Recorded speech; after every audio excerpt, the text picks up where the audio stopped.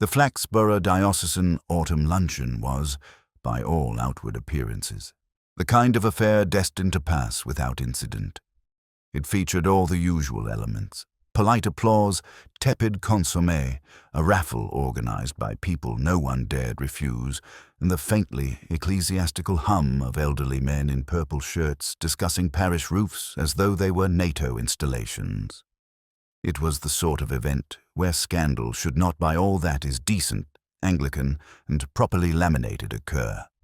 But scandal, as Flaxborough knew all too well, has a way of slipping into the most carefully polished corners.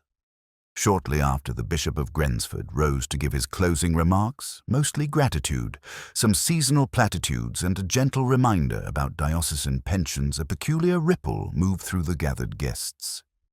It began near the table where Mrs. Petherington, the mayor's wife, sat rigidly like a church warden's answer to Cleopatra. Her eyes widened. A moment later she made a faint choking noise, which several around her apparently mistook for deep spiritual conviction. The bishop continued speaking until someone rather nearer to him produced a more convincing interruption. A startled gasp, followed immediately by the unmistakable clatter of fine china hitting the parquet. It was Mrs. Dempsey, poor, respectable Mrs. Dempsey, who chaired the Guild of Embroiderers with all the gravity of Westminster. She was staring not at the bishop, but at the envelope that had just slid out of his sermon folder and fluttered to the floor like a fallen dove with wicked intentions. The envelope was pink, and not the modest, rosewater pink respectable correspondence might use. This was a pink of determined frivolity, a pink with plans. Nobody moved except the bishop, who reached for the envelope in a manner just slow enough to suggest that he desperately hoped no one had noticed it. Everyone had. The trouble was not helped by the fact that, as he bent down, another sheet slipped from the folder, this one printed with handwriting so large, looping and utterly unclerical that even the most forgiving imagination could not connect it to diocesan paperwork. Mrs. Petherington, recovering from her earlier shock, allowed herself the small, tight smile of someone who had unexpectedly found the after-dinner biscuit tin to contain considerably more scandal than calories. "Is everything quite all right, my lord?" asked Canon Rigby, whose eyebrows hovered somewhere between admiration and moral alarm. "Yes, yes," the bishop replied, stuffing the offending items into his folder as one might cram snakes back into a picnic basket. "Just a misfiled correspondence." It was the wrong thing to say. Nothing in Flaxborough was ever misfiled unless it was embarrassingly personal, or worse, not intended for the eyes of one's lawful spouse. The luncheon ended with considerably less decorum than it began. People left not in quiet reflection, but with the purposeful haste of those who fully intend to discuss the matter at length before reaching the car park. By tea-time, the town had already produced its first 2 theories and was well on its way to a third. That was when Inspector Purbright received a call from Superintendent Malley, who, in a voice thick with irritation, summoned him to the station. When Purbright arrived, Malley was standing by the window, arms folded, staring out at the drizzle with the air of a man personally offended by atmospheric moisture. "Well?" Purbright asked gently. He had long ago learned that Malley's temper, like Flaxborough's drains, required slow handling. "The bishop," Malley said, turning abruptly. "The Bishop of Grensford. He wants a quiet word." Purbright blinked. "With us. Has some crime taken place?" Malley made a sound that indicated both uncertainty and digestive distress. "He won't say. Only that it's delicate." He scowled. "Delicate men cause trouble, Purbright. Mark my words." Purbright allowed himself one small chuckle. "Shall I speak with him, sir?" "Yes, do, and tread carefully." Malley glowered. "Especially if he starts producing colored envelopes. The last thing we need is the clergy discovering new ways to keep us busy." Purbright nodded, though he already suspected the bishop's little incident was less a threat to public safety than to personal dignity. Nevertheless, People had been known to do astonishingly foolish and occasionally criminal things to protect the latter. He put on his coat, picked up his hat, and walked out into the persistent grey drizzle, heading toward the diocesan guest house where the bishop had taken refuge after the luncheon. Flaxborough, for all its modest appearance, had a way of brewing trouble out of thin air. And today, Purbright thought, the town had outdone itself. A pink envelope at a diocesan luncheon was practically a thunderclap. He suspected quietly, politely, and with no outward display that this would not be the last odd thing to fall out of the bishop's folder, nor the least troubling. Inspector Purbright reached the diocesan guest house just as the drizzle fattened into a more assertive rain, tapping against the leaded windows in a rhythm that suggested someone upstairs was practicing guilt. The guest house, a stern Victorian structure designed for spiritual retreat, but more often serving as overflow accommodation for ambitious clergymen avoiding their vestries, looked particularly gloomy. A maid with the world-weary posture of someone accustomed to bishops behaving inconveniently opened the door and announced, without bothering to soften her tone, that his lordship was in the small drawing-room being mortal about something. Purbright thanked her and stepped inside, finding the bishop perched on the very edge of an armchair as though he feared sinking into upholstery would imply wrongdoing. "Inspector," the bishop said, rising too quickly and nearly sending a teacup to ecclesiastical ruin. "Thank you for coming. Well, I believe I may be in a situation that could require discretion." Purbright nodded, rainwater still glistening on his coat. "Superintendent Mallet mentioned delicacy. I gather you had a somewhat eventful luncheon." The bishop closed his eyes in pained recollection. "An embarrassing misunderstanding, Inspector. Entirely innocent. Entirely." He paused, then added, "At least it was meant to be."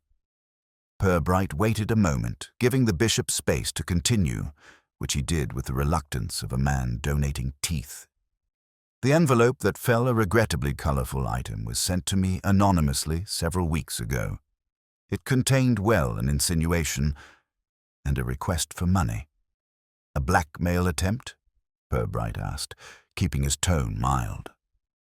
The bishop winced. "I hesitate to use that word." "Most people do," Purbright said gently, "until money is asked for." The bishop sighed, folding his hands in a manner that suggested he would have preferred to fold himself as well. The sender implied that certain personal meetings of mine, entirely pastoral in nature, might be misinterpreted. They claimed to have no proof, just that pink envelope and a warning that the next one would contain something less vague. Purbright considered this quietly. "I assume you didn't pay." "Certainly not. I refused to dignify it. I destroyed the envelope, or thought I had. The one at the luncheon was another." "A progression," Purbright murmured. "And still unsigned?" "Oh, yes. No address, no clue to the sender other than that dreadful paper and handwriting, a sort of flamboyant scrawl. Not clerical." Purbright smiled faintly. Few bishops favor flamboyance in their penmanship. The bishop did not smile back. "Inspector, I must protest that the pastoral meetings referred to were legitimate. Comforting a parishioner in distress. A woman. Married. Whose husband? Well, he's a man of strong temper and limited imagination." Purbright allowed the silence to deepen just enough for the bishop to shift in discomfort. It was a silence that suggested understanding without judgment, but also hinted that understanding was not necessarily acceptance. "Have you mentioned this matter to your chaplain?" Purbright asked. Heavens, no. The bishop's horror was genuine. If word spreads, the implications could be catastrophic for the diocese. Purbright knew the type well enough. Respectable sufferers terrified of becoming respectable scandals. "I assure you my inquiries will be discreet." The bishop nodded gratefully, though Purbright suspected the man's confidence wobbled like a hymn sung off-key. When the inspector took his leave, he stepped back into a town already humming with a volume of gossip disproportionate to the number of facts available. His next stop was the Flaxborough station, where Sergeant Love had been steadily accumulating tidbits from the circulating rumour mill. Love greeted Purbright with the air of a man who had been holding on to something juicy for an uncomfortable length of time. "Sir," and he said, lowering his voice, though no one else was near, "there's talk the bishop's pink envelope was meant for someone else entirely." Purbright raised an eyebrow. "Is there?" "Yes, sir. Mrs. Hornby from the library says her cousin's neighbour heard that the envelope had the name Clarence written on the front. In lipstick, apparently." Purbright stared at him. "Clarence? That's what they're saying. Who is Clarence?" Love frowned. "Nobody seems to know, which is why it's very interesting." Purbright suppressed a sigh.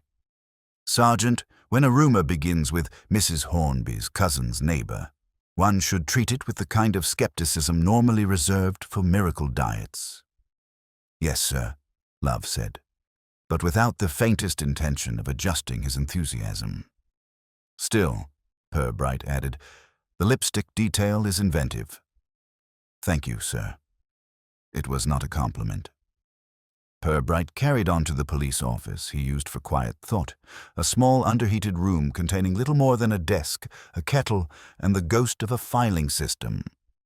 He sat, removed his hat, and allowed the weight of the bishop's embarrassment to settle into something more analytical. A pink envelope, delivered privately, implying scandal. A second envelope appeared publicly, this time ensuring humiliation. The handwriting is flamboyant. They target someone with a reputation to protect. This was not the work of an opportunist. It had the touch of someone who knew how Flaxborough breathed, how it whispered, judged, and savoured discomfort. He sipped the lukewarm tea the kettle insisted on producing and made a short note. "Someone wants the bishop rattled." But why escalate? As if in answer, Sergeant Love reappeared in the doorway with the hesitant manner of someone approaching a possibly sleeping but potentially dangerous animal. "Sir," he said, "there's been another development." Purbright raised an eyebrow. Love continued, "The woman the bishop met with. Her husband was seen leaving the luncheon early, a bit red-faced. I looked angry. Angry how? Angry like he'd realized someone had been making a fool of him." Purbright rose, straightened his coat, and took up his hat again. "Sergeant, I believe it's time we paid a pastoral call of our own." Love blinked. "To the husband?" "Yes," Purbright said, before he decides to resolve the matter in a manner less clerical than the bishop's sermons. They stepped out into the fading afternoon, the rain easing into mist, and made their way through Flaxborough's dutifully swept streets, already alive with whispers. Whatever lay behind those pink envelopes, Purbright felt certain it had less to do with romance than with resentment. And resentment, in Flaxborough, was a far more durable currency. Inspector Purbright and Sergeant Love arrived at the modest semi-detached house belonging to Mr. and Mrs. Elsping just as a curtain twitched violently in an upstairs window. Whoever twitched it possessed either panicked strength or a sincere grudge against curtains. Purbright gave a gentle knock, polite without seeming timid, and after a long moment the door opened to reveal Mr. Elsping himself. A thick-set man with the complexion of someone who believed any emotion could be solved by increasing the volume. His cheeks were indeed flushed, confirming Love's earlier report, though whether it was anger or the result of vigorous pacing was uncertain. "What do you want?" Mr. Elsping demanded, arms folded in a manner that suggested he practiced folding them. Purbright regarded him mildly. "A few words, if we might. About the bishop." "That man," Elsping muttered, rolling the phrase around his mouth as though tasting something bitter. "Come in, then, but I won't pretend I'm happy about it." He stepped aside with the reluctant sweep of someone making room for inevitability, and the officers entered a living room crowded with mismatched furniture and a large display of commemorative plates featuring vaguely historical bridges. Mrs. Elsping was not present. This absence carried a significance Mr. Elsping did not immediately address, though the empty teacup on the side table suggested she had left recently and in haste. Purbright sat down only after Elsping gestured in a jerking motion that might have been interpreted as hospitality by a generous interpreter. Sergeant Love mentioned, Purbright began, that you were seen leaving the luncheon rather abruptly. Elsping's jaw tightened. I don't see that's police business. It may not be, Purbright agreed pleasantly. But given the bishop's embarrassment, I'm attempting to establish whether anyone might have had a motive for sending him certain letters. Pink letters. Elsping blinked. His brows twitched as if unsure which part of the sentence to be offended by first. Pink? You think I'd send the man pink letters? Purbright offered a gentle shrug. People choose surprising colors when motivated by strong feelings.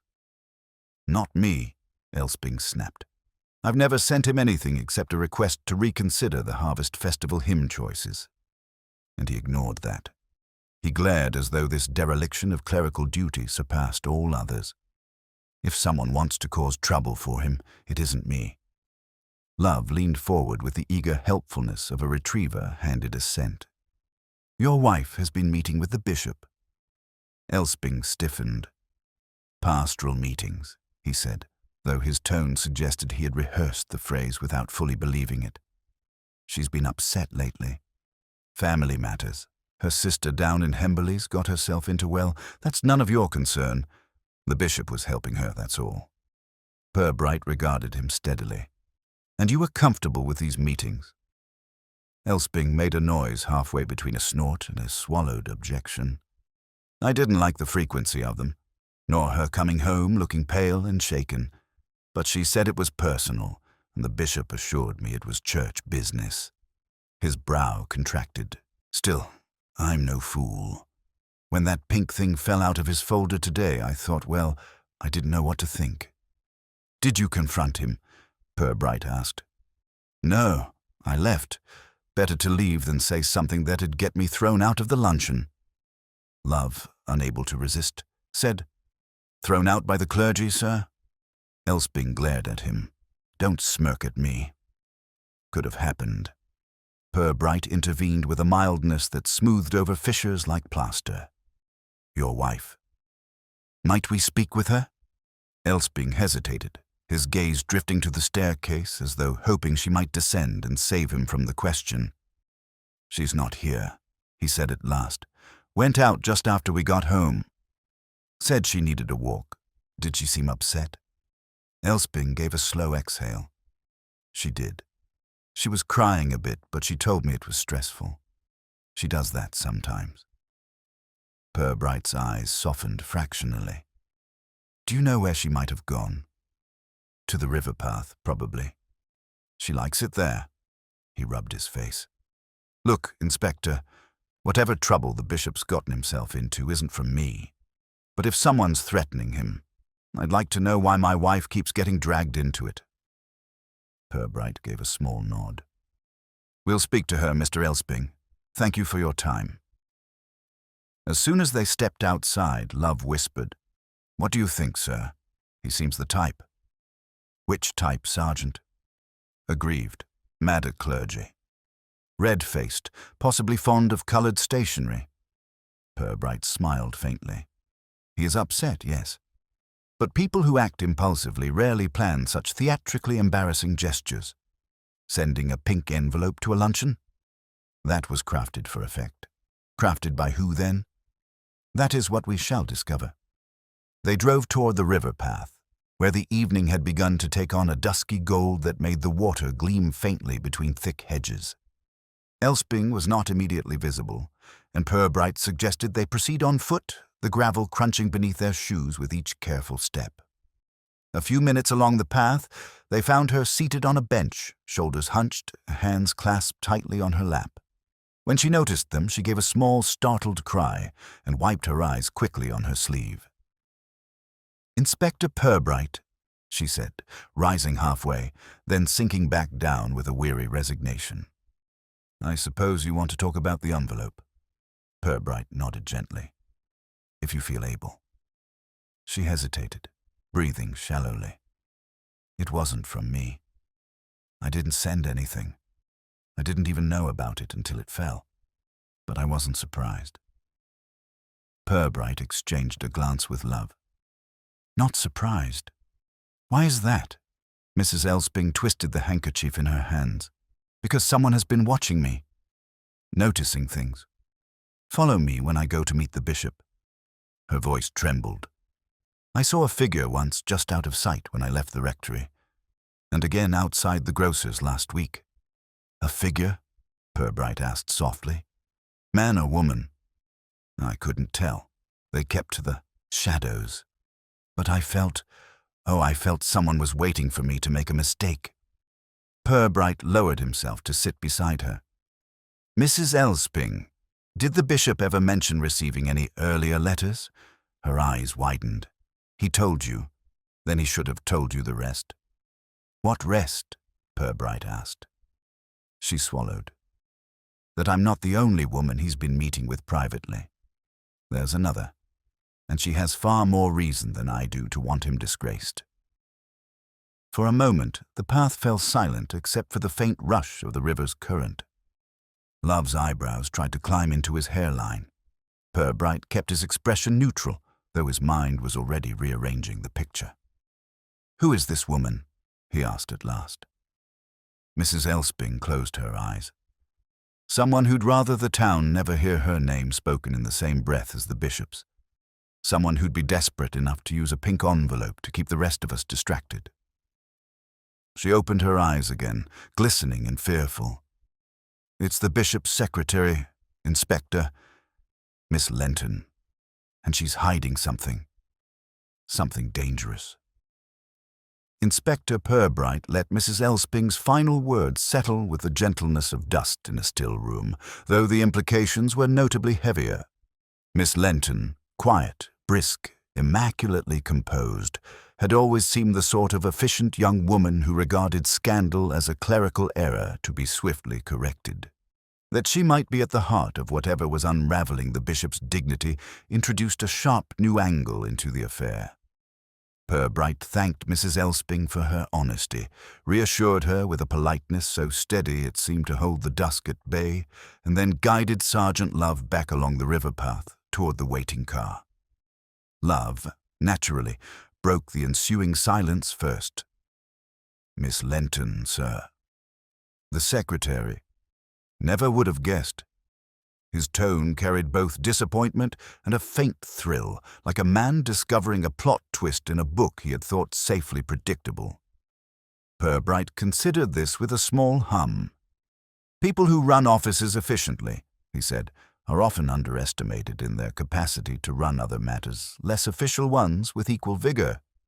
Do you think she's the one behind the envelopes?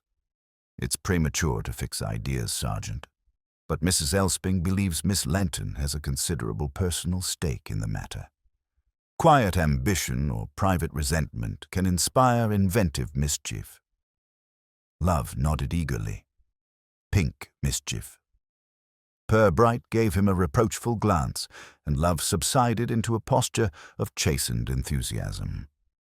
They drove back into town as evening deepened into that murky state between street lamp glow and household curtains closing.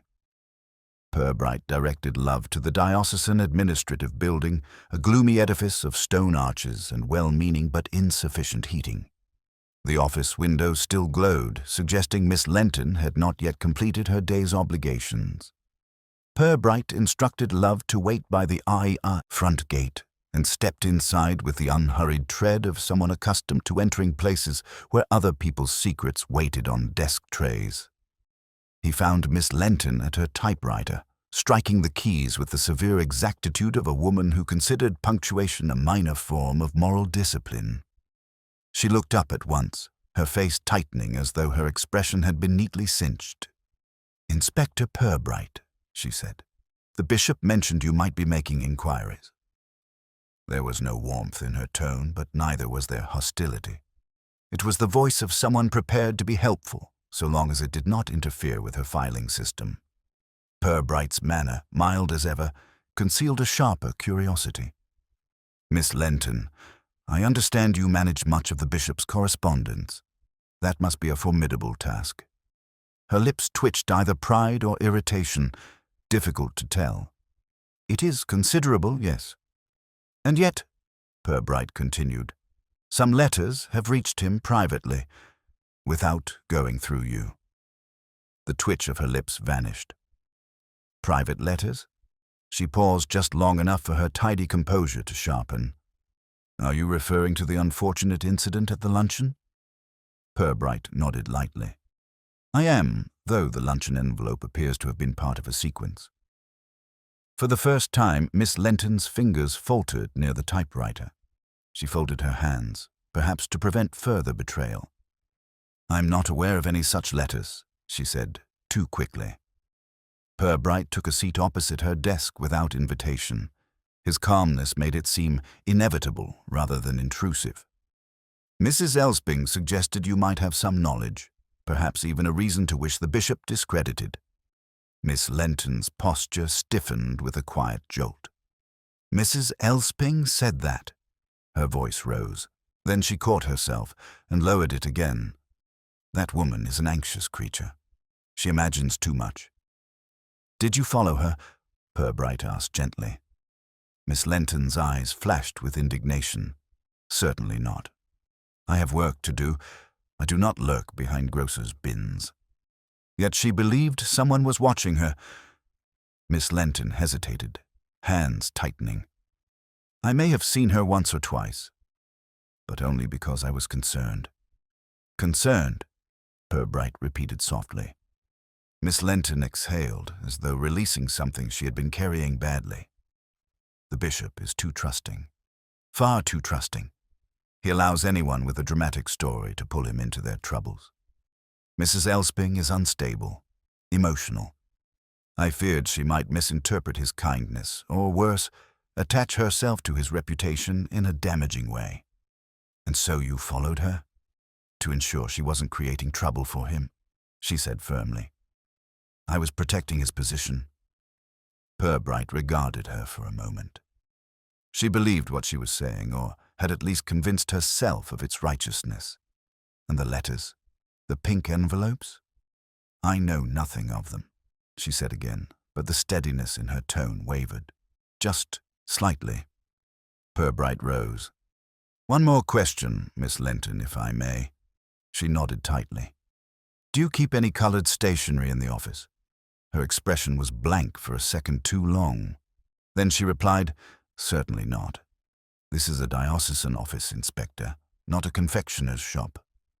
Purbright inclined his head politely. Thank you. He left her office with a slow, thoughtful tread, finding Love in the corridor examining a notice board plastered with church festival posters, none of which appeared improved by his scrutiny. Well, Love asked the moment Purbright approached. She knows more than she's comfortable admitting, Purbright replied. But whether she is responsible for the envelopes is still uncertain. Where do we look next? Purbright paused at the foot of the stairs, listening to the faint creaks of the building settling into evening. Not here. Miss Lenton is hiding something, but I suspect she is hiding it from someone besides us. They stepped outside into the cool evening night. Love climbed into the car with the air of a man settling in for revelations, while Purbright took his time, absorbing the atmosphere of the diocesan grounds. The dim light, the sharp air, the faint lingering of incense from afternoon prayers.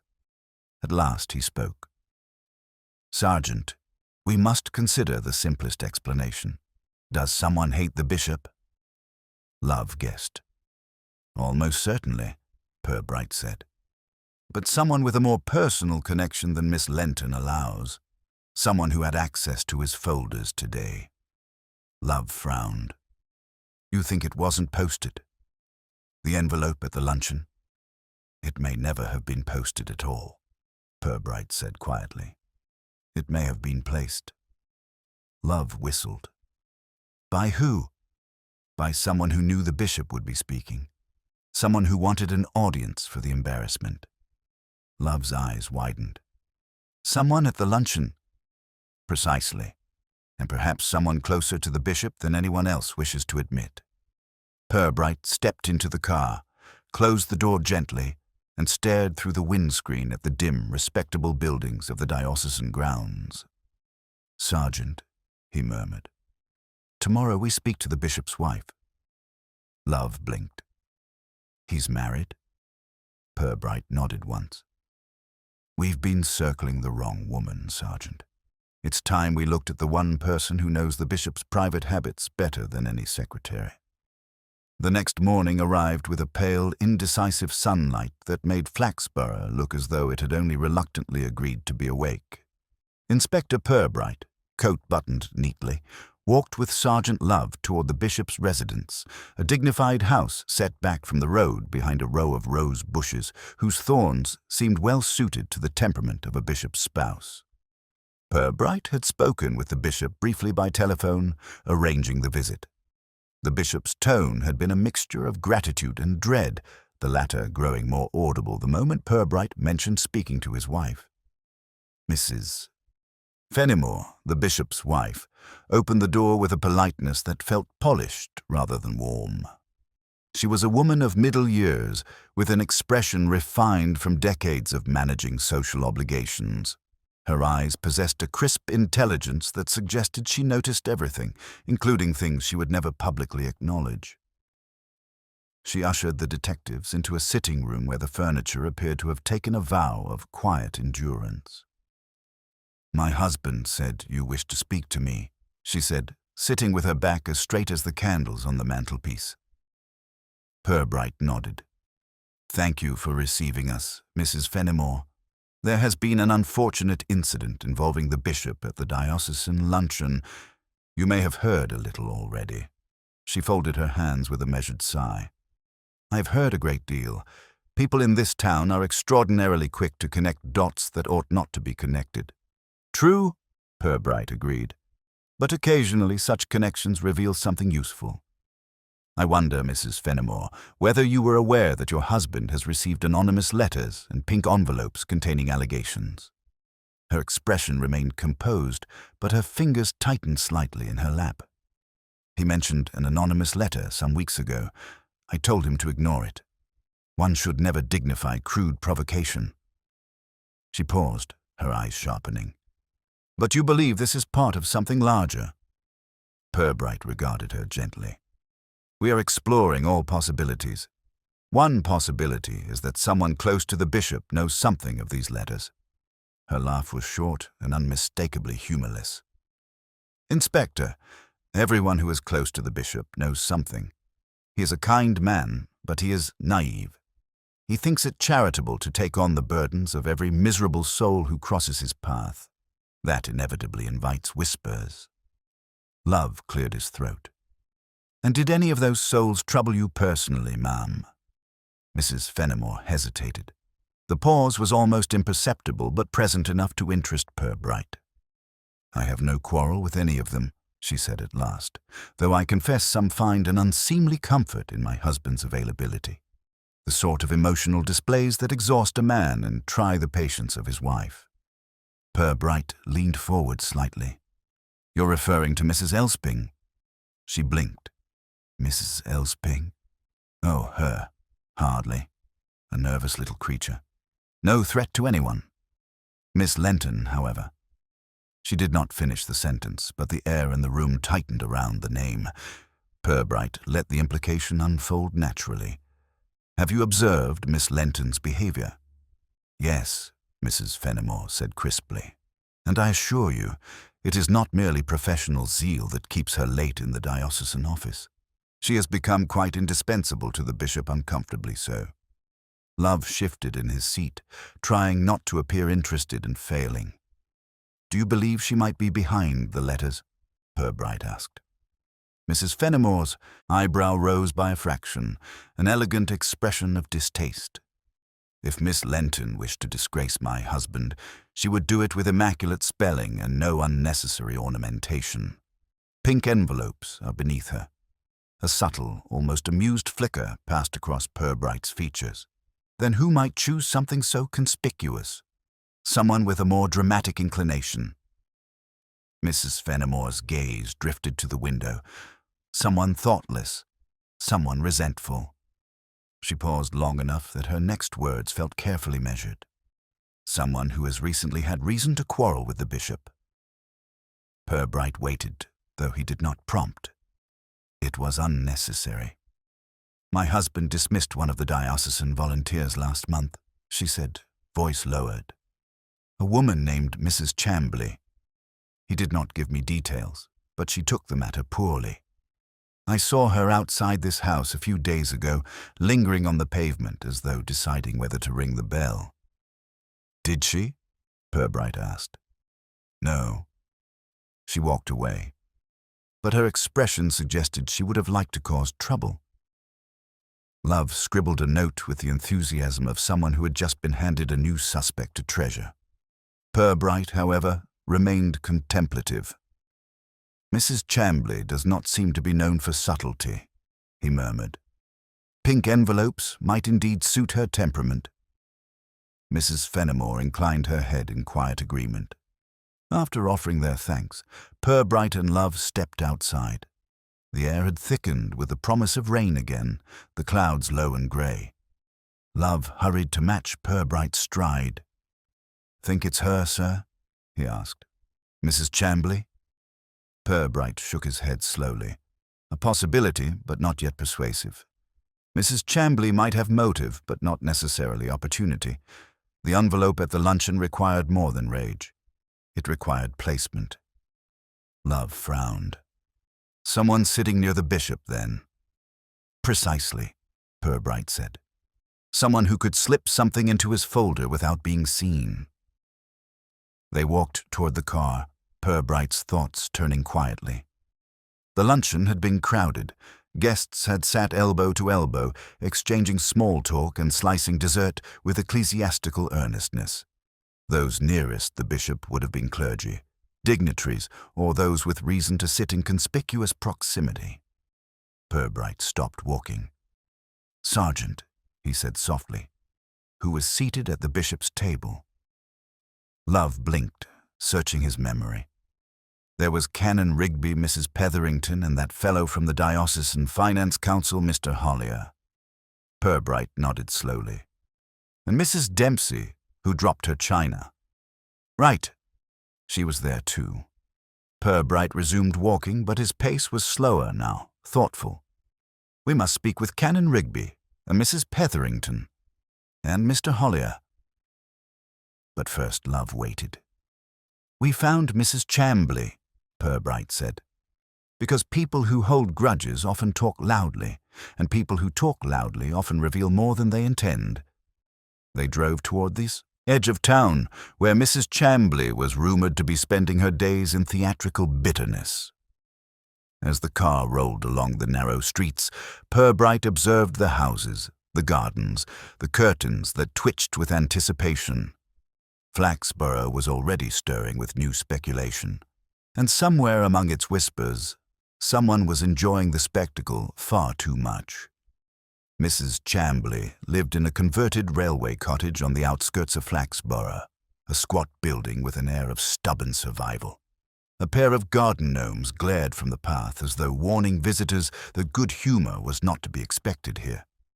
Purbright approached the door with the calm tread of a man whose politeness had survived far worse personalities. Before he could knock, the door swung open with a force suggestive of someone who took pride in dramatic entrances. Mrs. Chambly stood framed in the doorway, a stout woman with a face molded into perpetual disapproval.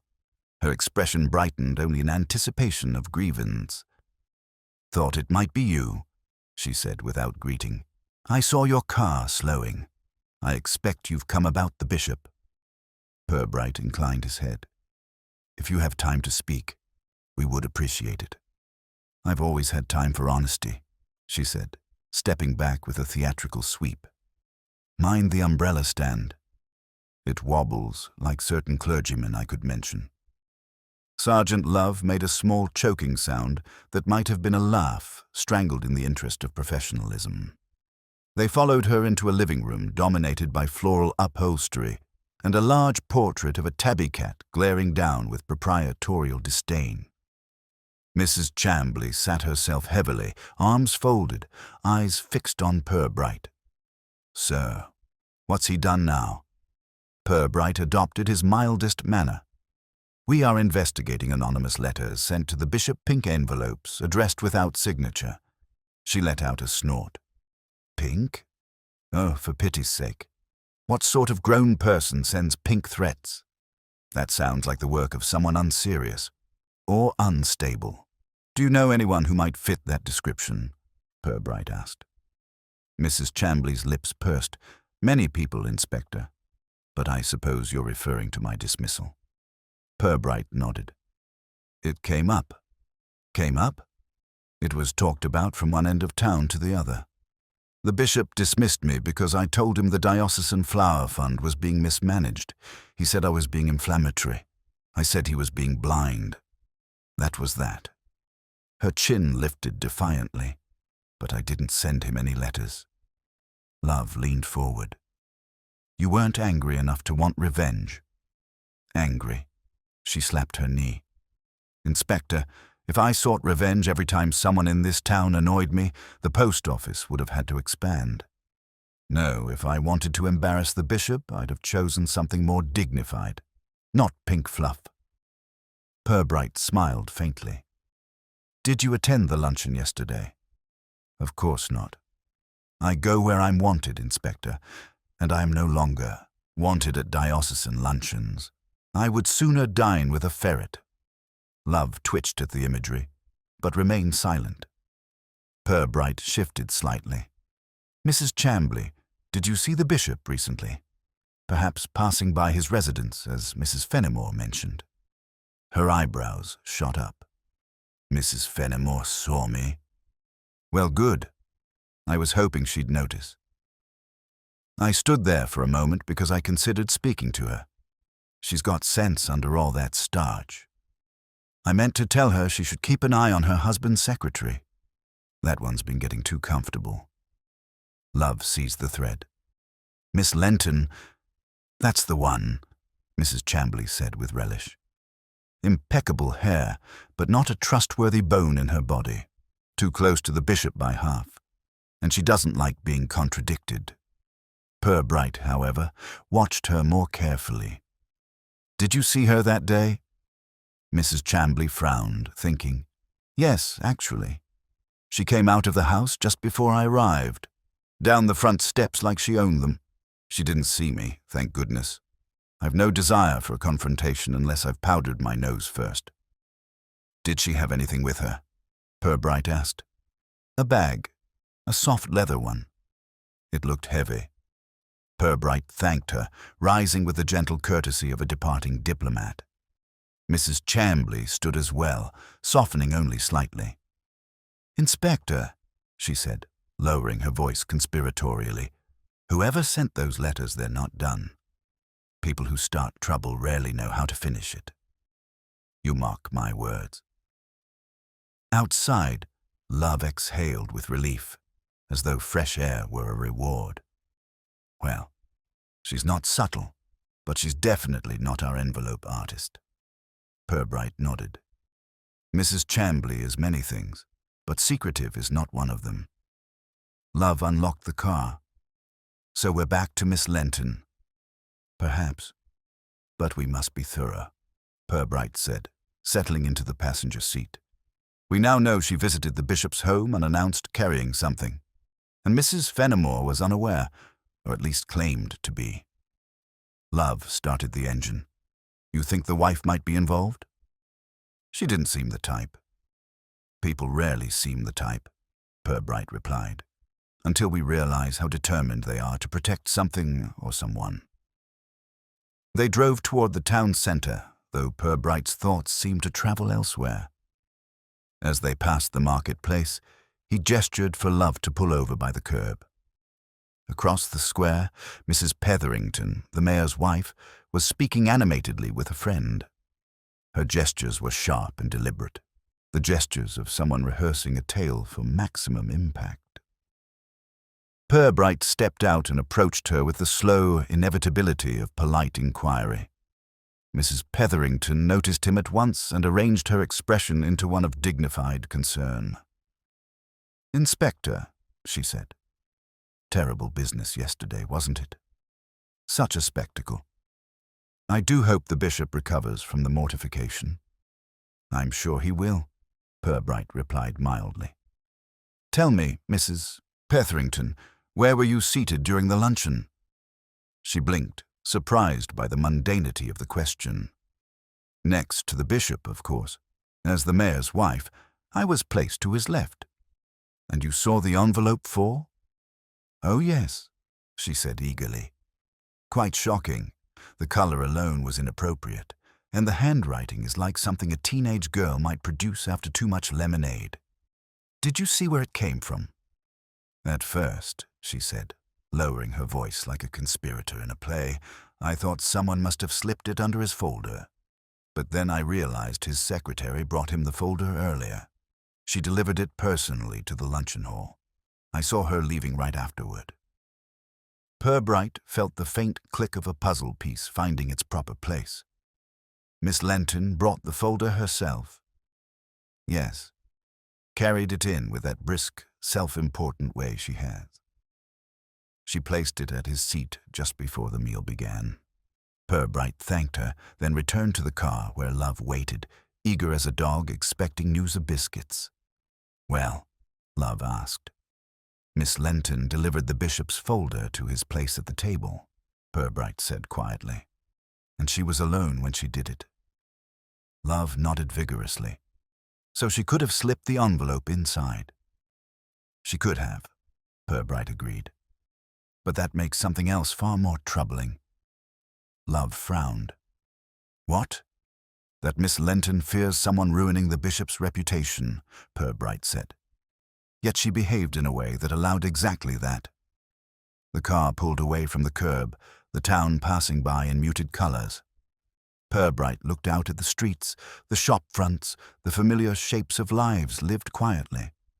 Someone in Flaxborough was lying and doing so with enough confidence to believe themselves safe. Soon, Purbright thought, that confidence would waver. Very soon indeed. The late afternoon settled into a sluggish grey, the kind that made Flaxborough seem wrapped in a woolen shawl of mild disapproval. Inspector Purbright and Sergeant Love returned to the station, where the kettle had developed a discouraging wheeze that suggested it was protesting over work.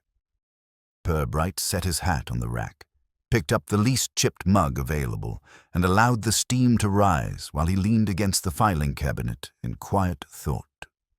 Love hovered nearby, fidgeting like a man convinced that revelations were stored in the air and would fall if jostled. "So," Love said, unable to restrain himself, Miss Lenton put the folder on the table and walked away. "That puts her right in line." "Indeed it does," Purbright said. "But line is not always destiny. People often stand where guilt appears likely, yet they are only unfortunate in placement." Love made a confused but dutiful nod. "Still seems a bit too perfect, sir. If someone wanted to frame her, they'd have to know she was delivering the folder." Purbright sipped his tea, ignoring the kettle's groan of relief. "Or they would have arranged matters so she believed she was doing routine work, unaware that routine was the trap." Love's eyes lit. "So someone slipped the envelope in before she even touched it." "That is possible," Purbright said. "But the more troubling possibility is that Miss Lenton might be lying to protect someone else." Love paused, brow furrowed. "Her? Protect someone? She seems the sort who'd protect the bishop from crooked paper clips."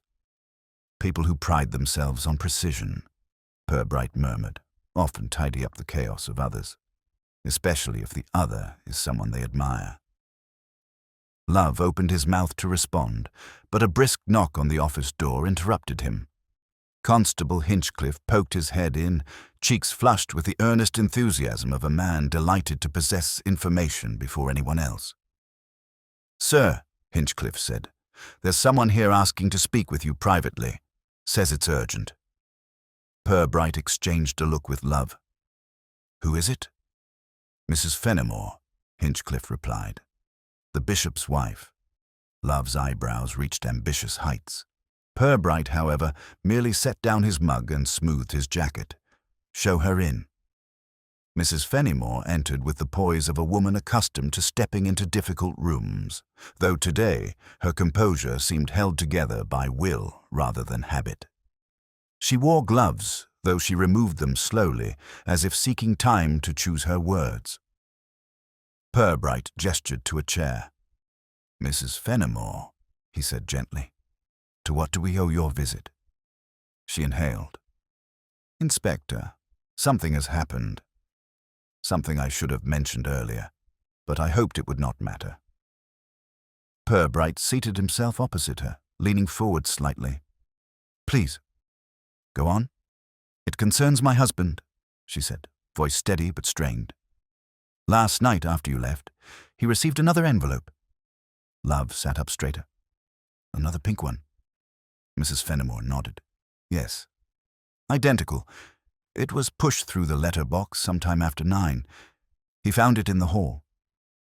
Purbright felt a small, dark thread of tension pull tight. "Did he open it?" "He couldn't bring himself to," she said. "He asked me to."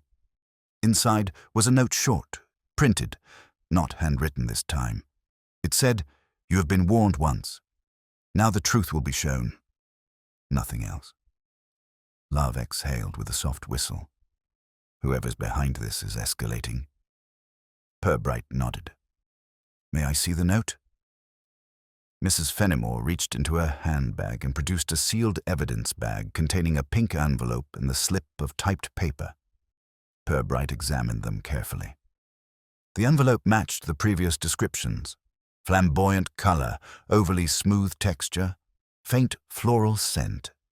The paper inside was neat, typed on a machine that sounded well-oiled and likely belonged to someone who enjoyed the authority of clean letters. "Where was the bishop at 9?" Purbright asked. "In his study," she said. "He hardly leaves that room lately." Then, with a tight swallow, "Inspector, I fear someone means to ruin him completely." Purbright considered her carefully. "Mrs. Fenimore, may I ask something rather delicate?" "Of course." "Do you believe your husband could have unintentionally fostered affection in someone? Someone who might feel slighted or rejected?" A muscle twitched in her cheek, but she maintained her composure.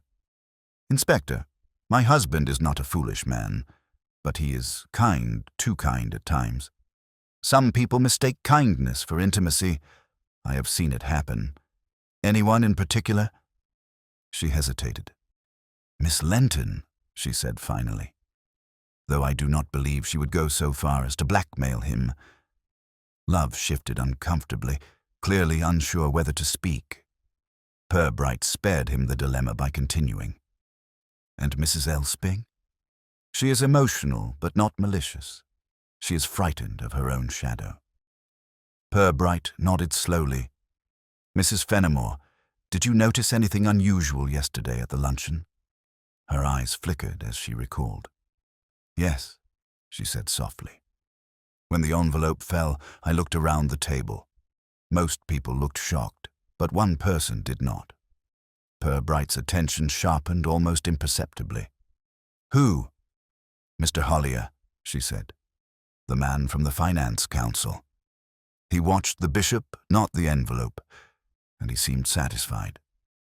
Love leaned forward. "Satisfied how, ma'am?" "Satisfied like someone watching a plan unfold," she said. "But when I looked again, he was rearranging his napkin." Very calmly. Purbright felt the pieces shift again. Hollier, quiet, meticulous, unremarkable.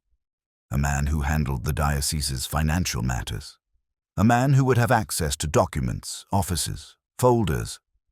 Someone Miss Lenton might trust without question. Someone who might use pink envelopes precisely because they seemed too frivolous for suspicion. "Mrs. Fenimore," Purbright said, rising, "you have been extremely helpful. May I keep this envelope and note for now?" Of course, she said, gathering her gloves. Inspector, please protect my husband. He is not strong enough for scandal. Purbright nodded gently. We shall do everything we can. She left with the quiet dignity of someone who has carried a weight for far too long. The door closed softly behind her. Love turned to Purbright immediately. Sir, Hollier? The money man? You think he's behind it? Purbright placed the evidence bag on his desk, staring at it thoughtfully. Not yet certain. But he is no longer invisible. And invisible men often prefer it that way. Love's eyes widened. Do we interview him? Not yet, Purbright said. A man like Hollier does not reveal his hand easily. He lifted the pink envelope again, examining its edges. But he made one mistake, Purbright murmured. Love waited breathlessly. He escalated, Purbright said. And escalators always reach a point where they cannot turn back. He stood, hat in hand. Come, Sergeant, we must pay Mr. Hollier a visit unexpected, and preferably just before his supper. Mr. Hollier lived in a narrow terrace house on Merton Lane, a street that always looked as though it disapproved of itself. The curtains in the windows revealed nothing but a faint, persistent glow suggestive of a man who preferred his evenings orderly, quiet, and undisturbed. Purbright and Love walked up the path, the crunch of gravel loud in the stillness. When Purbright knocked, the door opened after a pause, long enough to imply the occupant had debated not answering. Hollier stood before them, lean and pale in a knitted vest, his round spectacles catching the hall light. His face arranged itself into what he must have believed was a polite smile, though it seemed more like a rehearsal for one. Inspector Purbright, he said softly. Sergeant, this is unexpected. Purbright inclined his head. Our apologies for the intrusion. We have some questions regarding the diocesan luncheon. Ah. Hollier stepped back. Well, do come in. I can't imagine how I might assist, but I shall try. The living room was sparsely decorated, each item placed with purposeful precision, books arranged by height, coasters aligned, a single framed print of a cathedral hanging perfectly level. Love eyed the arrangement with an admiration that bordered on intimidation. Hollier motioned them to sit, then folded himself into an armchair as though trying not to disturb its cushions. You were seated at the bishop's table, Purbright began, settling in with deceptively casual ease. Hollier nodded. Yes. Protocol. Finance Council representation. And you saw the envelope fall? His fingers twitched, the only hint of a reaction. I did. Quite a shock. The color alone was unexpected. Purbright studied him. Did you see how it came to be in the bishop's folder? Hollier adjusted his spectacles. No. I assumed it had been placed there earlier. Possibly by his secretary. Love leaned forward. You didn't see anyone slip it in during the luncheon? Hollier shook his head. Certainly not. Everyone was already seated. Purbright let a brief silence stretch just long enough for Hollier to feel compelled to fill it. He did. I admit, Hollier added. The bishop seemed unsettled. But then, these things happen. Clerical men attract unusual correspondence. Emotional parishioners, overly dramatic volunteers, one cannot police every envelope. Purbright nodded thoughtfully. Indeed, you must deal with a great deal of correspondence yourself. Dozens of letters weekly, Hollier said with faint pride. Budgets, requests, allocations. It requires discipline. And a typewriter? Purbright asked lightly. Of course. Hollier gestured toward a neat writing table in the corner. A well-maintained Underwood. Reliable machine. Purbright allowed his gaze to rest a moment on the gleaming typewriter. Its keys looked recently cleaned. Do you type often after hours? Frequently, Hollier replied. I prefer to work without interruption. Love, too eager for subtlety, asked, Did you type anything last night? Hollier blinked slowly. Like someone buying time. A few notes. Nothing official. Why? Purbright did not answer him directly. Instead, he rose and approached the writing table, taking in the perfectly aligned stacks of paper, the ruler resting beside them, the scent of machine oil lingering faintly. He ran a finger lightly over the typewriter keys, then stepped back. "I understand the bishop received another envelope last night," Purbright said, turning. Hollier's shoulders stiffened. "Did he?" "Push through the letterbox around 9, Purbright continued, his voice calm, almost conversational. "Typed message, not handwritten." Hollier swallowed. "How distressing. I hope he wasn't too alarmed." Curiously, Purbright said, "The typeface appears remarkably similar to the one used by your Underwood." Hollier blinked again, but this time faster, betraying a flicker of unease. "Inspector, you cannot possibly suggest Purbright held up a hand, polite but firm. I'm suggesting nothing yet. Simply observing." Love straightened, emboldened. "You were at home at 9. "I was," Hollier said quickly. "I always am. My evenings are quite structured. Did anyone see you?" Love pressed. Hollier hesitated. "No, I live alone." Purbright resumed his seat with unhurried grace. "Mr. Hollier, you watched the bishop very closely when the envelope fell. More closely, perhaps, than others did." "I was surprised," Hollier insisted.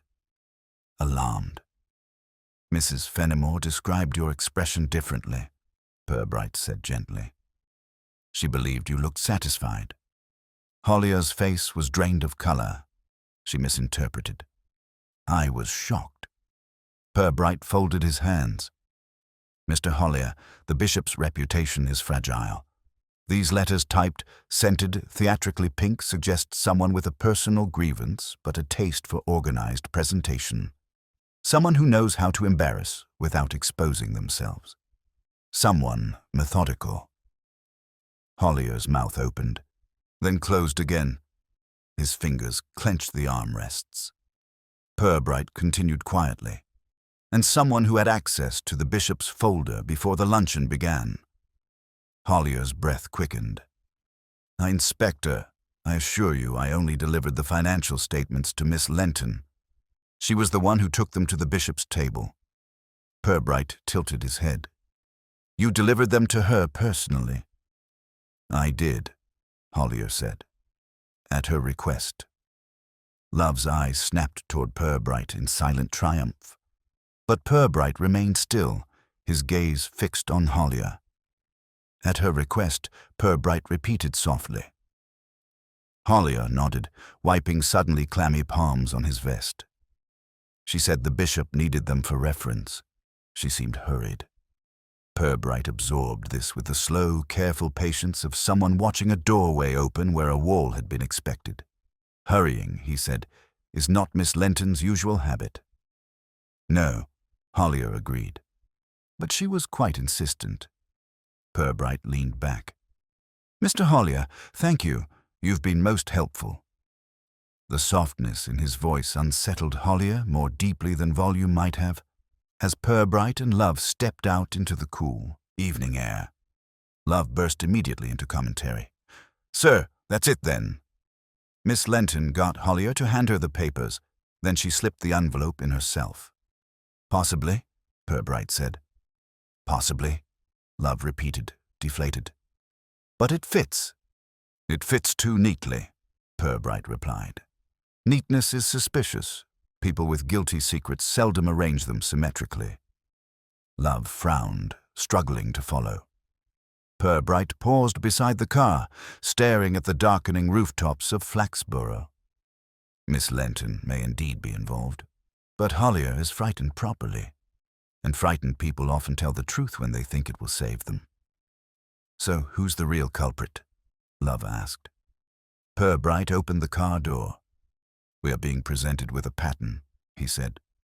"But patterns can be manufactured, and I believe someone is counting on us following the most obvious arrangement." Love blinked. "Which means?"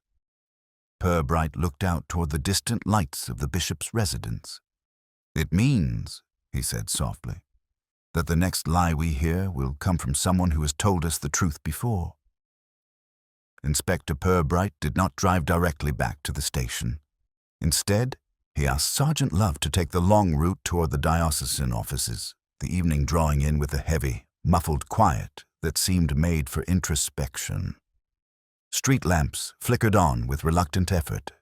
Shop shutters rattled closed. Flaxborough shrank into its usual nighttime habit of pretending nothing ever happened within its borders. Love, hands clenched on the wheel, couldn't suppress his impatience.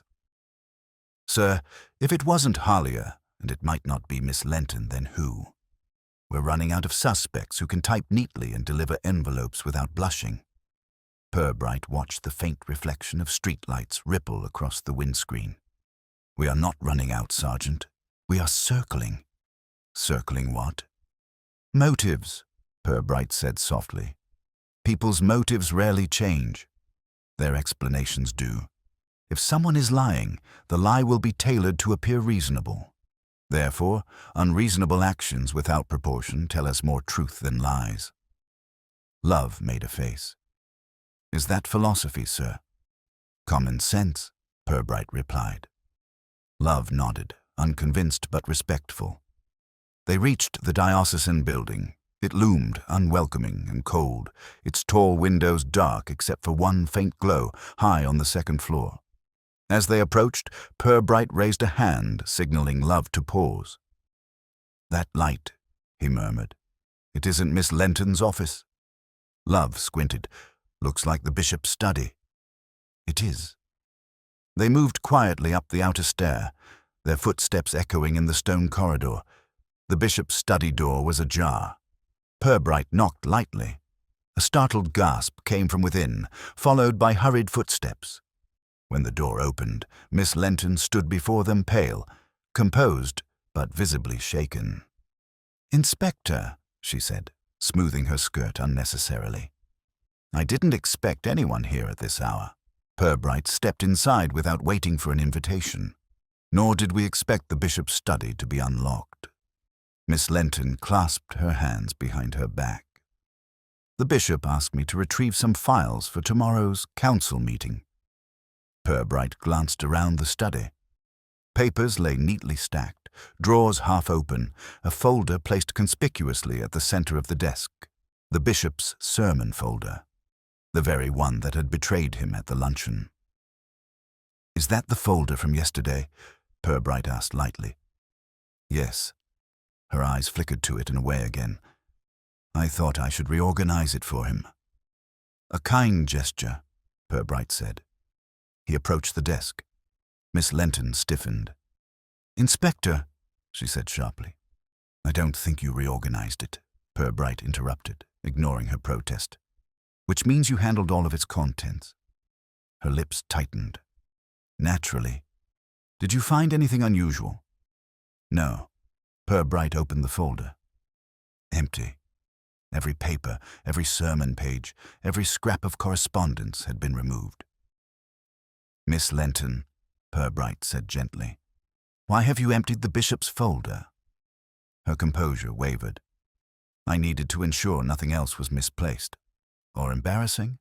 Purbright asked. She stiffened. "Inspector, you're implying that I'm implying," Purbright said calmly, "that you know far more than you've admitted." Love's voice rose behind him. "You were here before the luncheon too, weren't you?" "Bringing the folder." Miss Lenton's throat bobbed. "It was my duty." Purbright continued to study her with quiet intensity. "Did the bishop ask you to bring it?" Her silence answered the question. "Miss Lenton," he said, "you told us you feared someone wished to harm the bishop, yet you acted in ways that made such harm easier." Her expression cracked. A flash of something fear or guilt crossed her face. "I was protecting him," she whispered. "By lying?" Purbright asked. "No." Her breath trembled. "By preventing worse." Purbright stepped closer. "Worse than scandal." She closed her eyes. "Yes." Purbright waited. The silence filled the room, thick enough to push her toward speaking. "At last," she said, "the bishop received a letter before the luncheon, not an anonymous one. A letter warning him that something terrible would be revealed if he did not confess to an affair." Love froze. "What's the matter?" Miss Lenton shook her head violently. "There is no affair, but the bishop fears appearances, and someone knows it." Purbright spoke softly. "Who received the first letter? You or him?" She hesitated. "I did." Purbright nodded slowly. "And you didn't mention this?" "Why?" "Because," she said, hands trembling, "the bishop would have blamed himself, and he did nothing wrong." Purbright's gaze sharpened. "Miss Lenton, who sent you the letter?" "I don't know," she whispered. "But I know who collected the bishop's discarded papers. Someone who could retrieve anything thrown away, someone always nearby but never noticed." Purbright held her gaze. "You're speaking of the diocesan caretaker?" Miss Lenton nodded. "Mr. Tewson, he's everywhere. He knows where every bin is emptied. He knows what everyone throws away." Love's jaw dropped. "The caretaker?" Purbright's mind shifted quickly. "Tewson is quiet, obliging, unobtrusive. A man whose presence blended into the background. A man who might pass through the luncheon hall unnoticed. A man who might post letters without being seen. A man who might unlock rooms." "Where is he now?" Purbright asked. Miss Lenton swallowed. "He lives in the cottage behind the diocesan garden." Purbright nodded once. "Sergeant." "Now." They left the study at a near trot, the building echoing with their footsteps. Outside, the night seemed heavier, the garden path dim. A lone light glowed faintly ahead from the caretaker's cottage. "Love breathed, sir, if he's behind it all." "Then," Purbright murmured, "we are approaching a very delicate corner." As they moved closer, the faint sound of tearing paper drifted through the night. Someone inside the cottage was destroying evidence. The tearing continued, steady, deliberate, and unhurried. Not the frantic shredding of a guilty man in panic, but the slow, methodical destruction of someone who believed himself entirely alone. Purbright advanced toward the dimly lit cottage door with a calmness that belied the sharp alertness in his eyes. Love, less capable of blending into shadows, trailed behind with the nervous care of someone walking on thin ice. Purbright raised a hand for silence, then positioned himself beside the door frame. He listened again. Paper tearing, a pause, a rustle, then tearing once more. Between these sounds came the steady whistle of a kettle just beginning to rumble. It was, Purbright thought, an oddly domestic soundtrack for a confession in progress. He knocked gently. The tearing stopped instantly. A long, still moment passed. Then came the cautious shuffle of feet approaching the door. It opened, a narrow crack. Mr. Tewson's thin, tired face peered through, his eyes widening the moment they registered Purbright and Love standing there in quiet, immovable expectation. "Oh," Tewson said faintly. "Evening, Inspector. Something wrong?" "Good evening, Mr. Tewson," Purbright replied pleasantly. "Might we come in for a moment?" Tewson hesitated, eyes flicking instinctively toward somewhere deeper in the cottage, toward whatever he'd been tearing.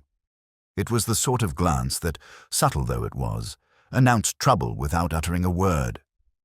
He exhaled, defeated by inevitability, and opened the door wider. Purbright stepped inside with mild curiosity. Love followed with the enthusiasm of a terrier who had finally scented the rabbit. The living room was cramped, neatly kept, and dominated by an electric fire humming with artificial warmth. On the table sat a small pile of torn paper sliced into pieces, so regular they might have been prepared for confetti. Purbright approached the table. "Busy evening?" he asked gently. Tewson's mouth tightened. "Just tidying up." Purbright picked up one of the torn pieces, a corner of pink. Very pink. He set it down, still polite. "Mr. Tewson," he said, "we've been looking into the matter of the bishop's anonymous letters." Tewson swallowed audibly. A nasty business. Shameful, really. Yes, Purbright agreed softly. And quite difficult to manage without help from someone who knows the building intimately. Tewson's hands twitched. I don't know anything about that. Of course, Purbright said, but you do know where bins are emptied, and who uses which ones, and who leaves what behind. Tewson stared at him, panic rising like steam. Love stepped closer, trying to imitate Purbright's calm tone and failing. You were seen collecting bags behind the main hall yesterday, weren't you? Tewson blinked, startled. Seen? Who saw me? Purbright intervened smoothly. People see more than they realize. The point, Mr. Tewson, is that you were in the perfect position to collect things the bishop discarded. Things like letters. The caretaker sank slowly into a stiff-backed armchair, hands limp on his knees. It wasn't supposed to go this far. Purbright sat opposite him. Tell me how far it was supposed to go. Tewson rubbed his face, exhausted. It wasn't about hurting him. Not really. I just wanted him to understand. Understand what? That he couldn't treat people like they don't matter, Tewson said, voice trembling. People like me. People who keep things running but never get thanked. Love, unsure where sympathy belonged, looked helplessly at Purbright. Purbright's expression remained patient. So you sent him the first letter? Tewson nodded miserably. Found some scribbles he threw away, notes about Mrs. Chambly, the flower fund, and other complaints. He'd written something unkind about me, too. I knew he didn't mean it, not really. But it stung. So the pink envelope? Purbright asked gently. From my niece, Tewson muttered. She sends me those awful scented things. I used one because it looked ridiculous. I thought it'd make him laugh, or at least give him a jolt. He looked down, but he didn't laugh. And the second envelope? Purbright asked. Tewson hesitated. That wasn't meant for the luncheon. I put it in his study bin the night before, but someone else must have fished it out and put it in the folder. I swear I didn't do that. Purbright felt the faintest spark behind his calm expression. Someone else? Yes, Tewson said, voice lowering. Someone bold. Someone who wanted the whole room to see. I just wanted the bishop to feel human, not humiliated. Purbright could tell this was sincere and painfully so. And the typed note last night? He asked quietly. Guilt washed over Tewson's features. That one was me. I got carried away. I wanted him to think just for a moment that someone could expose him, but he hadn't done anything wrong. I know that. I never meant to make it look like a scandal. Purbright nodded slowly. Mr. Tewson, you realize you've caused him considerable distress. Yes, Tewson whispered. And I'm sorry. Purbright stood. But you are also telling us that the letter at the luncheon, the one designed to humiliate him publicly, was engineered by someone else. Yes, Tewson said quickly. A woman. I saw the silhouette. Thin, quick-moving. Someone who went into the hall before the luncheon. Purbright's gaze sharpened. Before the luncheon? Yes, Tewson said. I was sweeping the corridor. She slipped through the side door. I didn't think anything of it until later. Purbright exchanged a long look with Love. A thin woman. Quick. Confident enough to walk unnoticed into a hall full of clergy, in possession of knowledge about the bishop's folder, and very likely someone who already knew about the first letter. Purbright turned back to Tewson. Did you recognize her? Tewson nodded, fear evident now. Yes, I did. Purbright waited. It was Mrs. Fenimore, Tewson whispered. The bishop's wife. She went straight to the table. Love inhaled sharply. Purbright exhaled, softly, almost sadly. The quiet corner he had suspected was now fully illuminated, and the truth at last was stepping out of hiding. Inspector Purbright and Sergeant Love left the caretaker's cottage with the kind of slow, deliberate steps one takes after hearing a confession that solves only half a mystery. The night air had grown colder, crisp enough to make the gravel crunch sharply beneath their feet. Love, struggling to contain his astonishment, blurted the question hanging most dangerously between them. "Sir, Mrs. Fenimore, the bishop's own wife?" Purbright didn't answer immediately. His gaze followed the dim outlines of the diocesan buildings, dark, silent, respectable. Then he spoke, voice quiet and steady. "Marriage, Sergeant, is rarely the tranquil garden people pretend it to be. Sometimes it conceals wild growth." Love frowned. But why would she want to humiliate him? They seemed civil. "Civil," Purbright repeated gently, "is often the polished surface placed over more complicated sediment." He motioned toward the path. "Come, we shall speak to her." Carefully. They returned to the bishop's residence, which glowed faintly under the porch lamp like a house attempting to appear undisturbed. Purbright knocked lightly. After a long pause, Mrs. Fenimore opened the door. Her posture was composed, but her expression sharper than before suggested she had expected them. "Inspector," she said, "is something wrong?" Purbright offered a courteous nod. "Only that we have spoken to Mr. Tewson. You may wish to sit down." For the first time since they had met her, Mrs. Fenimore's composure faltered. She stepped back, allowing them to enter the sitting room. The fire crackled softly, filling the silence with a gentle but insistent awareness. Mrs. Fenimore remained standing. "What has he told you?" she asked, her voice losing just a shade of its polish. Purbright examined her quietly.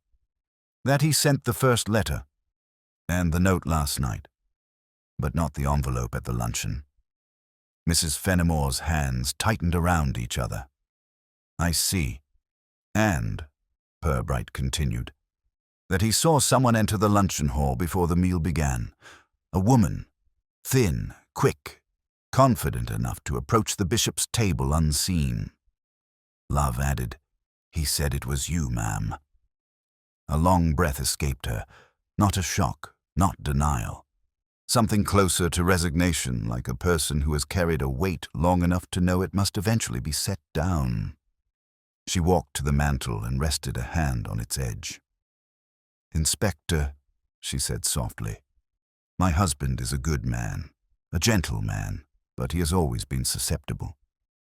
Purbright remained silent, letting the words unfold of their own accord. "People confide in him," she continued. "Women confide in him. They cling to him. They mistake pastoral concern for personal attachment. And he—" She gave a small, weary smile. "He cannot bear to hurt anyone, even by accident." Love shifted awkwardly, uncertain whether sympathy or suspicion was appropriate. Mrs. Fenimore went on. "Miss Lenton has grown far too dependent. Mrs. Elsping misinterprets kindness as deliverance, and others whisper. The diocese thrives on whispering." She turned, meeting Purbright's gaze directly. Her eyes were not angry, but tired in a way that suggested years of carefully managing appearances. "I saw the first letter," she said.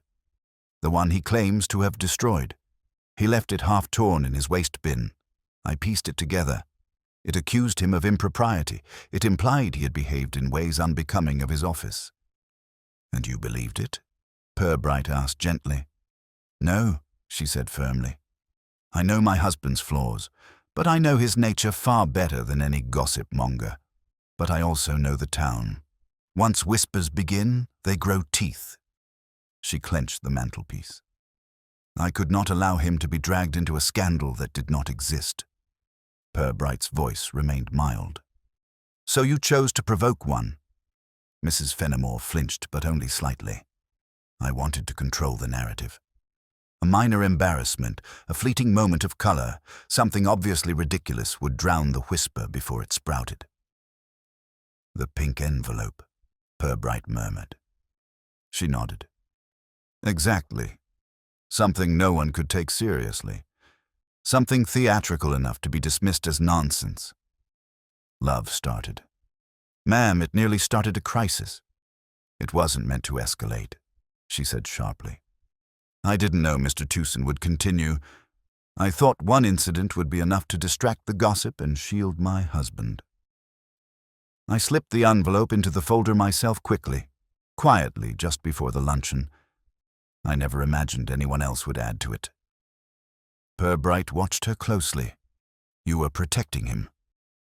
"Yes," she said, "from the town's imagination, from the cruelty of rumor, from himself even." Her voice softened. "He's a kind man, Inspector. Too kind. And the world is not kind in return." Purbright exhaled slowly. "Mrs. Fenimore, while your intentions may have come from devotion, you have nonetheless contributed to a chain of events that could have damaged your husband far more deeply." She bowed her head. "I know." Silence enveloped them, the quiet, moral sort that settles before decisions must be made. The fire crackled. The clock ticked. Outside, wind pressed softly at the windows. At length, Purbright spoke. "Mrs. Fenimore, this matter can be resolved discreetly, provided no further mischief occurs, but Tewson's involvement must be addressed, and your part, however well-intentioned, must not be repeated." Mrs. Fenimore nodded. "I understand." "Inspector, thank you for your kindness." Purbright gave her a faint, respectful bow. "Good evening, Mrs. Fenimore." As they stepped outside into the cold night, Love let out a long, conflicted breath. "Sir, that was messy." Purbright adjusted his hat. "Most human affairs are, Sergeant." "So where does this leave us?" Purbright looked toward the dim lights of the diocesan buildings, their outlines softened by night. "Tomorrow," he said quietly, "we shall speak to the bishop, and we shall tell him the truth gently. He deserves to know who has been protecting him and who has been tormenting him." Love nodded, subdued. "And after that, sir?" Purbright's gaze followed the empty street, where the town slept unaware of the awkward dignity it would soon reclaim. "After that," he said, "we write our reports. And Flaxborough resumes its habit of forgetting what it should remember and remembering what it should forget."